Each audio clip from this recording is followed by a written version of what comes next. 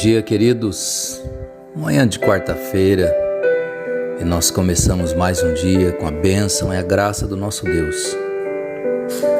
Hoje eu quero refletir com você a respeito de um texto de 2 Coríntios, capítulo 4, versos 16 e 18. Quero pensar a respeito daquilo que esperamos, da nossa expectativa enquanto cristão, da nossa fé em ação. Diz o texto de 2 Coríntios capítulo 4, versos 16 a 18, diz assim: Por isso, não desanimamos, embora exteriormente estejamos desgastar-nos, interiormente estamos sendo renovados dia após dia, pois os nossos sofrimentos leves e momentâneos estão produzindo para nós uma glória eterna, que pesa mais do que todos eles. Assim, não fixamos os olhos naquilo que se vê, mas no que não se vê, pois o que se vê é transitório, mas o que não se vê é eterno. Quero ler para você, preste bem atenção, olha que leitura maravilhosa. Por isso, não desanimamos. Ponto. Embora exteriormente estejamos a nos desgastar-nos, interiormente estamos sendo renovados dia após dia, pois os nossos sofrimentos leves e momentâneos estão produzindo para nós uma glória eterna, para que pese mais do que todas elas. Assim, fixamos os olhos não naquilo que se vê, mas no que não se vê, pois o que se vê é transitório, mas o que não se vê é eterno. Sabe, queridos, se eu parasse por aqui, se eu não falasse mais nada nesta manhã, se eu ficasse só com a leitura desses 3 versículos, para mim já bastaria diante de tudo que nós estamos vendo. Eu não preciso de mais nada nesta manhã. Não é necessário acrescentar mais nada nesse áudio, porque o texto fala por si só. Esse texto por si só, ele já enche o meu espírito, ele já enche a minha alma, ele já enche o meu interior de esperança, de convicção, de certeza, de que independente de tudo que eu possa enfrentar ainda, enfrentando ou vir a enfrentar, tudo que possa acontecer, tudo isto não é nada diante daquilo que Deus tem para a minha vida. Não há nada. Paulo, quando escreve a sua segunda carta aos irmãos da igreja de Corinto, ele diz: por isso não desanimamos. Paulo está dizendo para aquela igreja: há um motivo para nós não nos desanimarmos.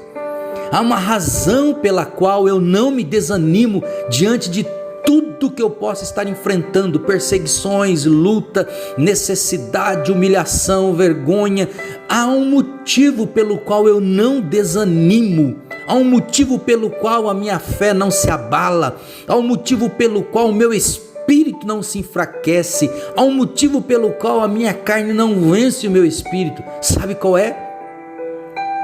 É que mesmo, ainda que exteriormente eu esteja a me desgastar pelo tempo, pela velhice, pelas lutas, pelas dificuldades, o meu interior, dentro de mim há uma presença poderosa, há uma unção poderosa, há um Deus poderoso, há um Espírito poderoso que me enche, que me renova dia após dia. E estes sofrimentos que são leves, que são momentâneos, diante de tudo aquilo que me está preparado e oferecido, tudo isto só está produzindo uma coisa em minha vida. Tudo isso só serve para me preparar ainda mais para a glória eterna que o Cristo Redentor me prometeu um dia. E por isso, parafraseando ainda, no último versículo, parafraseando ainda, por isso, os meus olhos não estão nessas lutas, passageiras, os meus olhos não estão nessa crise, os meus olhos não estão nas dificuldades, os meus olhos não estão nas dores que eu tenho que enfrentar, eu estou enfrentando ou enfrentarei ainda, mas os meus olhos não estão naquilo que eu posso ver, porque eu em Cristo, querido, nós em Cristo, nós enxergamos o invisível, nós enxergamos além do natural. O nosso olho espiritual, os nossos olhos enxergam além de tudo aquilo que está diante de nós. Os nossos olhos estão além daquilo que podemos ver. Nós não estamos olhando aquilo que podemos ver, que é transitório, que é passageiro, que é fugaz. Mas os nossos olhos devem estar naquilo que é eterno, naquilo que jamais passará. O apóstolo Paulo, esse homem tremendo de Deus, ele sabia, queridos, o que era sofrer. Ele tinha passado por toda forma de perseguição, de prisões, de açoite. Ele entendia do que ele estava falando. Ele não era um qualquer, ele não era um inculto, um indouto, um inexperiente. Não era. Ele era alguém que sabia da palavra, que conhecia as verdades bíblicas.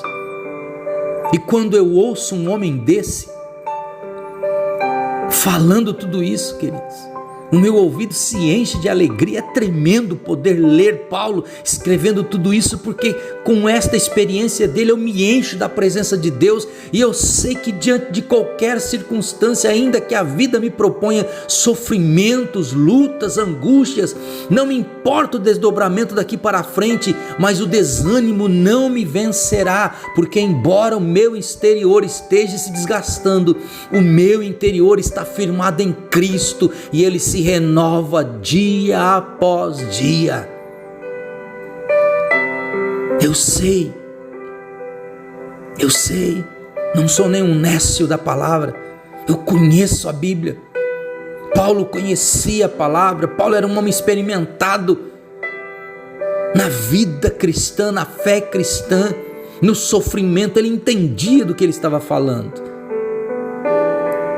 E se ele estava dizendo, olha, esse sofrimento é leve, é momentâneo, ele sabia do que ele estava falando.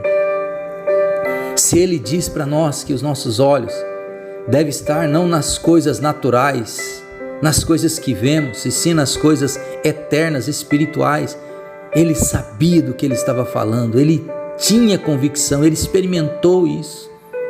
E nós também devemos vivenciar isso. Pare de olhar para as coisas terrenas, comece a enxergar um pouco além desta vida terrena.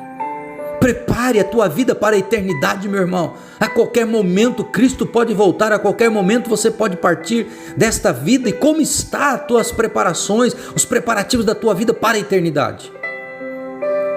Por isso que Paulo mantinha sempre os seus olhos fitos em Jesus e na eternidade. Ele tinha convicção da vida eterna. Ele sabia que o tempo dele aqui nesta terra era contado, e que um dia ele estaria usufruindo e vivendo, experimentando de todos os galardões e todas as recompensas da glória eterna que ele havia conquistado aqui nesta vida. E isso fazia toda a diferença na vida dele.